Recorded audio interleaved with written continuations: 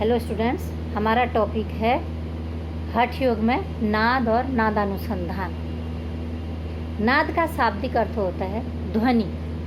साधना की उच्च अवस्था में साधक इस ध्वनि का भीतर में अनुभव करता है, अतः इस अवस्था को प्राप्त करना ही नादानुसंधान है। नाद का अनुसंधान का नाद अर्थात नाद की खोज करना। तो ये माना गया है कि सृष्टि के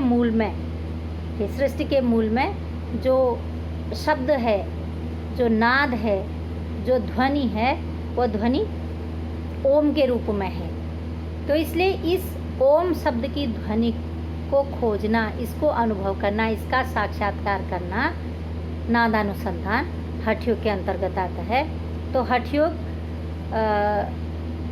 में जो इसकी जो बात कही गई है वो अलग अलग स्तरों पर इस नाद योग के बारे में कहा गया है कि इस नाद के कितने स्तर हैं और क्या क्या इसमें साधक कैसे कैसे इसमें आगे बढ़ता है। तो इसमें नाद, बिंदु और कला की बात कही गई। नाद, बिंदु, कला वास्तव में एक ही तत्व की साधना है, अलग अलग नहीं है। जगत की प्रत्येक वस्तु तीन अवस्थाओं में रहती है। एक तो व्यक्त अवस्था में रहती है जो स्थूल है, दूसरा सूक्ष्म अवस्था में रहती है और तीसरा अव्यक्त अवस्था में रहती है। तो इसका एग्जाम्पल ये है कि सभी वस्तुओं में ये तीनों ही पक्ष विद्यमान रहते हैं। मतलब जब संसार की सभी वस्तुओं में, प्रत्येक वस्तु में ये तीन अवस्था में रहते हैं, तो मनुष्य भी उसी के अंतर्गत आता है। तो मनुष्य में भी ये तीन प्रकार की जो अवस्थाएं हैं ये पाई जाती हैं। इसमें प्रथम जो स्थूल अवस्था है उसमें क्रियाशील व्यक्ति शरीर आता है, और द्वितीय जो सूक्ष्म अवस्था है उसमें गतिशील प्राण आता है, और जो तीसरी अव्यक्त अवस्था है वह चित्त है। तो जो स्थूल शरीर है, जो प्राण है और जो चेतना है, जो चित्त है, वह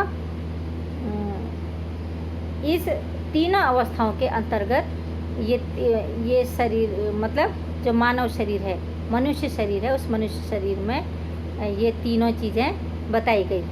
तो नाद जो ध्वनि है, तो इसमें नाद, बिंदु और कला। नाद ध्वनि है, जो उससे सूक्ष्म जो है वो बिंदु है, और उससे भी जो सूक्ष्म है वह कला है। तो नाद, बिंदु, कला एक ही शब्द की, एक ही ध्वनि की, एक ही चीज़ की अलग अलग अवस्थाएं। तो जो हठ प्रदीपिका है, हठ प्रदीपिका में स्वात्माराम जी ने जो उपदिष्ट दिया है कि समाधि वह स्थिति है या वह अवस्था है जिसमें साधक किसी भी प्रकार के भय से मुक्त रहता है। सुख अर्थात मोक्ष या मुक्ति प्रदायक अवस्था है यह, और तथा ब्रह्म के आनंद में जीव को प्रतिष्ठित कर देने वाली यह अवस्था है। मतलब ब्रह्म से मिलाने वाली जो अवस्था है, समाधि की अवस्था है, वह उच्च कोटि की साधना है, मोक्ष प्रदायक है, और उस ब्रह्म के साथ तादात्म्य स्थापित करने की प्रक्रिया है, या उस आत्मा को परमात्मा से, जीव को परमात्मा से के साथ प्रतिष्ठित कर देने की यह अवस्था है। इस समाधि अवस्था में अनेक नामों से जाना जाता है। ये है राजयोग समाधि, इसको राजयोग के नाम से जाना जाता है, राजयोग समाधि के नाम से जाना जाता है, इसको उन्मनी के नाम से जाना जाता है, इसको मनोन्मनी के नाम से जाना जाता है, जहाँ मतलब मन का विलय हो जाता है। अमरत्व के नाम से इसको जाना जाता है, लय तत्व के नाम से इसको जाना जाता है, और शून्य इस अवस्था से भी समाधि के पर्यायवाची शब्द निकलते हैं। अमनस्क योग, जैसे हठ योग में आता है अमनस्क योग, तो जहाँ मन अस्तित्व में नहीं रहता है। अद्वैत, जहाँ आत्मा परमात्मा के साथ एक हो जाती है, वो अद्वैत की अवस्था। निरालंब माने जहाँ कोई आलंबन नहीं है, आत्मा परमात्मा में लीन हो गई, लय हो गया, जहाँ और कोई आलंबन नहीं है, निरालंब की अवस्था है। निरंजन का मतलब है जहाँ कोई अंजन नहीं है, जहाँ कोई दुख नहीं है, जहाँ कोई कष्ट नहीं है, जहाँ कोई भेद नहीं है। मतलब यहाँ अंजन का मतलब होता है काला, तो यहाँ पर कोई भी, इसको हम इस सेंस में ले सकते हैं कि जहाँ कोई भी किसी तरह का कोई दाग नहीं हो, मतलब एक तरह से हम उसको कह सकते हैं स्वच्छ अवस्था, कोई दाग धब्बे जहाँ पर नहीं हो, जहाँ कोई कालापन नहीं हो। तो इसका मतलब है कि वह अवस्था जहाँ बिल्कुल निर्मल अवस्था है, ये मन की, आत्मा की, चित्त की निर्मल अवस्था है, वह अवस्था हो गई। और यही जीवन मुक्ति की अवस्था है, यही सहजा अवस्था है, यही तुर्य अवस्था है। तो ये जितने भी अवस्थाएं हैं, ये जितने भी शब्द हैं, यह समाधि के अलग अलग नाम हैं। तो इन नामों से समाधि को जाना जा सकता है। समाधि की अवस्था ठीक वैसी ही अवस्था है जैसे जल में सेंधा नमक घोलने पर वह तदाकार हो जाता है, वैसे ही मन जब आत्मा से तदाकार हो जाता है तो वह इस ऐक्य को समाधि अवस्था कहते हैं। जैसे माना दूध में पानी भी मिलाते हैं तो दूध और पानी एक ही हो जाते हैं, पानी में नमक मिलाते हैं वो तो दोनों एक ही हो जाते हैं। तो इसी तरह से जब आत्मा परमात्मा में लीन हो जाती है तो वैसे ही यह एक भाव हो जाता है, अद्वैत भाव हो जाता है, लय हो जाता है। तो ये समाधि की अवस्था है। और दूसरे शब्दों में जब प्राण क्षीण होकर मन और आत्मा में तदाकार होकर लीन हो जाता है, तब प्राण और मन की समानता या जीवात्मा और परमात्मा का सामरस्य होता है। और तब यह संकल्प, सारे जो संकल्प होते हैं वो नष्ट हो जाते हैं और तब समाधि की अवस्था प्राप्त होती है। तो कहने का मतलब है जो प्राण चंचल अवस्था में है वो स्थिर हो जाता है और वह एक लय हो जाता है आत्मा के साथ, सामरस्य उनका हो जाता है। तो उस अवस्था में समाधि घटित होती है। तो समाधि घटित होने के लिए मन और प्राण का लय होना आवश्यक है। मन का स्वभाव जो हमारे व्यवहार को क्रियाकलाप, जो मस्तिष्क की क्रियाकलापों को संपादित करने वाला जो तत्व है वो मन कहलाता है। तो मन और प्राण लय हो जाते हैं जब चित्त समस्त को प्राप्त हो जाता है, समस्ति को प्राप्त हो जाता है, समस्त अवस्था को प्राप्त हो जाता है, तब प्राणवायु सुषुम्ना में गमन करती है और अमरोली, वज्रोली और सहजोली जो मुद्रा है वो सिद्ध होने लगती हैं। तो कहने का मतलब है कि प्राण जब सुषुम्ना में प्रवाहित है, इड़ा पिंगला से हट करके जब सुषुम्ना में प्रवाहित होता है तो वह प्राण फिर कुंडलिनी जागरण में सहायक होता है। प्राण रहने तक मन भी रहता है। जब तक प्राण की अवस्था है, प्राण इड़ा पिंगला में चल रहा है या अन्य नाड़ी में चल रहा है, तब तक मन की अवस्था है। और जब वह सुषुम्ना में प्रवाहित होने लगता है तो मन का अस्तित्व भी नहीं रहता। तो इस कारण अंतःकरण में ज्ञान का उदय नहीं हो पाता। जब तक मन रहता है तब तक ज्ञान का उदय नहीं हो पाता। और जो साधक प्राण और मन का लय करते हुए लय कर देते हैं तो वो मोक्ष को प्राप्त कर सकते हैं। तो इसलिए प्राण का लय होगा, मन और प्राण का जब लय होगा तभी समाधि की अवस्था को प्राप्त किया जा सकता है। प्राण का लय होने पर मन स्वतः समाहित हो जाएगा, ये कहा गया है। मतलब प्राण जब सुषुम्ना नाड़ी में प्रवेश करेगा, उसमें प्रवाहित होगा, तो मन का अस्तित्व भी कम हो जाता है। जो साधक प्राण और मन को लय कर लेते, एक कर लेते हैं, वह मोक्ष को प्राप्त कर सकते हैं। अतः साधक को प्राणों को ब्रह्मरंध्र में प्रवेश करवाना चाहिए। ब्रह्मरंध्र में प्रवेश कब होगा? जब वह सुषुम्ना पथ में प्रवाहित होगा। 72,000 जो नाड़ी जालों में जकड़ा हुआ जो जीव है, तो वह सुषुम्ना नाड़ी जो सांभवी शक्ति है वह शिव की प्राप्ति करवाती है।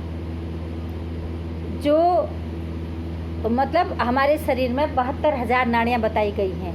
तो कोई 3.5 बताता है, कोई 72,000 बताता है, कोई 14 बताता है, कोई 3 बताता है। तो अलग अलग जो जिसने जैसे सत्य खोजा उसने उस तरह से हमारे सामने अपने सत्य को प्रकट किया है। तो 72,000 जो नाड़ी जाल हैं उनमें जो जकड़ा हुआ जीव है वह जब सुषुम्ना प्राण को सुषुम्ना में जब प्रवाहित होता है तो वह 72,000 नाड़ियों में जकड़ा हुआ जीव शिव तत्व की प्राप्ति करता है। शिव तत्व का मतलब जो सहस्रार चक्र में जो शिव शक्ति है, उस शिव शक्ति को वह प्राप्त करता है। उस अवस्था को मतलब वो शिव में मिल जाता है, जो शक्ति है वह शिव में मिल जाती है। और तो यह आत्म साक्षात्कार प्रदान करने में सहायक है। चित्त की वृत्ति के दो हेतु कारण हैं, एक तो वासना है और प्राण है। हठ योग साधना में चित्त के चंचल होने के दो कारण बताए गए हैं, वासना और प्राण। वासना का मतलब है कि इच्छाएं, कामनाएं, डिजायर्स होना, और प्राण अगर चंचल है तो चित्त चंचल होगा। तो इनमें से एक का भी निरोध हो जाए तो दूसरा स्वतः विरुद्ध हो, मतलब दूसरा पर नियंत्रण रखा जा सकता है। वासना और प्राण दोनों जुड़े हुए हैं। प्राण चंचल है तो वासना अगर ज़्यादा तीव्र होगी तो प्राण भी चंचल होगा। तो एक को वश में करके दूसरे पर नियंत्रण रखा जा सकता है। इस प्रकार मन और प्राण का जो लय है वो अन्योन्याश्रित है। सुषुम्ना में प्रवाहित प्राण जब ब्रह्मरंध्र में प्रविष्ट हो जाते हैं तब मन का लय हो जाता है। और जैसे माना पारा और मन स्वभावतः चंचल बताए गए हैं, और जैसे पारा है उस पारे को औषधि योग के द्वारा मूर्छित भस्मीभूत पारद को व्याधियों के नाश के लिए उपयोग किया जाता है। जैसे माना पारा है, पारा को अगर यौगिक चिकित्सा से उसको औषधि का रूप दिया जाता है तो वह बीमारियों को दूर कर सकता है। तो उसी प्रकार ब्रह्मरंध्र में लय होने से जो प्राण है वह प्राण ब्रह्मरंध्र में जो लय मूर्छित प्राण है वह दीर्घ जीवन प्रदान करने में सहायक है। तो जब प्राण का अपव्यय रुकेगा, जब प्राण शक्तिशाली होकर के अपने सही डायरेक्शन में जाएगा और अनावश्यक जो उसकी क्रियाएं हैं उन पर रोक लगेगा, तो जो साधक होगा उसका जीवन लंबा होगा। तो नादानुसंधान हठ प्रदीपिका में इस जो नादानुसंधान की बात कही गई है कि महायोगी जो गोरखनाथ हैं, गोरखनाथ के द्वारा जो उपदिष्ट हठ योग के जो ग्रंथ हैं उनमें ये नाद, बिंदु, कला, ये सभी बातें आई हैं।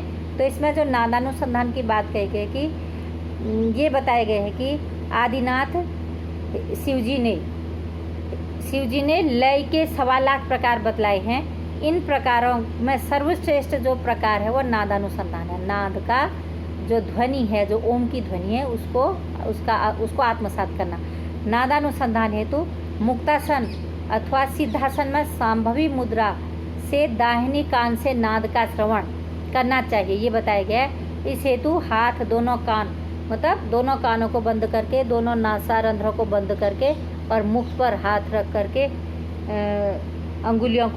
शेष अंगुलियों को मुख पर रख करके निरोध करना चाहिए। और इस अवस्था में जो सुषुम्ना मार्ग में जो नाद सुनाई देगा, अभ्यास करने से जो प्राण का प्रवाह वो सुषुम्ना मार्ग में होगा, और जो नाद है, जो ओम की ध्वनि है, वो ओम की ध्वनि साधक को सुनाई देगी। तो नादानुसंधान की अवस्थाएं, नादानुसंधान की 4 अवस्थाएं बताई हैं हठ योग में। 4 अवस्थाएं इसमें है। एक आरंभ अवस्था के बाद घट अवस्था और परिचय अवस्था और निष्पत्ति अवस्था। इसमें जो प्रथम अवस्था है वो उसमें गंभीर नाद सुनाई देता है, मतलब वो स्थूल है, उसमें जोर की आवाज़ सुनाई देती है साधक को। और जो दूसरी अवस्था है उसमें कम गंभीर, उससे कम नाद सुनाई देता है। और जो तृतीय परिचय अवस्था है उसमें सूक्ष्म नाद सुनाई देता है। और जो चतुर्थ अवस्था, जो निष्पत्ति अवस्था है, उसमें अत्यंत सूक्ष्म नाद सुनाई देता है। तो आरंभ अवस्था से लेकर के निष्पत्ति अवस्था के 4 अवस्था हैं। तो साधक सूक्ष्म स्थूल ध्वनि को सुनते सुनते, अभ्यास करते करते सूक्ष्म ध्वनि पर जो उसका लक्ष्य होता है उसको प्राप्त करता है, वह निष्पत्ति अवस्था है। तो इन नादों का जो श्रवण स्थूल इंद्रियों को अंगुलियों से बंद करके किया जाता है। जैसे दोनों कान बंद कर दिए, दोनों आँखें बंद करी और मुख पर, शेष अंगुलियों को मुख पर लगा करके ये जो क्रिया है, ये जो अभ्यास है नादानुसंधान का, वो किया जाता है। तो इस अवस्था को प्राप्त करने से का जो परिणाम होगा, जो साधक का मन है उस अलौकिक नाद में लीन होगा, और उस अलौकिक नाद को जब प्राप्त करेगा तो वह उसके साथ उसका लय होगा और उस परमात्मा के साथ उसका मिलन होगा, उस परमात्मा को वह प्राप्त कर सकता है। तो कहने का मतलब यह है कि हठ योग में घेरन संहिता में थोड़ा अलग तरह से बताया गया है, और हठ प्रदीपिका है, हठ प्रदीपिका में थोड़ा अलग ढंग से बताया गया है। तो मिलती जुलती ही क्रियाएं हैं। वहाँ योग की बात, समाधि की बात कही गई है, यहाँ समाधि की 4 अवस्थाओं की बात कही गई है। तो ये अलग अलग थोड़ा भिन्नता लिए हुए दोनों ग्रंथों में साधना की जो उच्च अवस्थाएं हैं उन उच्च अवस्थाओं की बात की गई है।